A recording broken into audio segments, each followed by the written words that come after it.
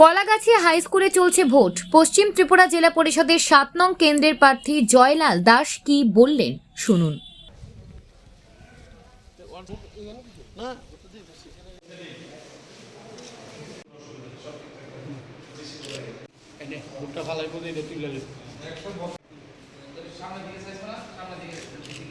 অভূতপূর্ব মানে খুব ভালোভাবে ভোট হচ্ছে গণতান্ত্রিকভাবে এবং সুস্থ সুন্দর পরিবেশে মানুষ আনন্দ উৎসাহের সঙ্গে ভারতীয় জনতা পার্টিকে ভোট দিচ্ছেন এবং এটা আমাদের বিশ্বাস আমরা মানে বিপুল পরিমাণে জিতব।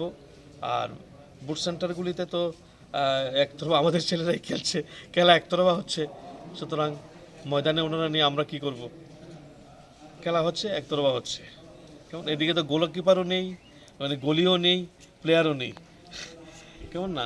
আমাদের ছেলেরা শট দিচ্ছে, নেওয়ারও কেউ নেই, কী করবো আমরা?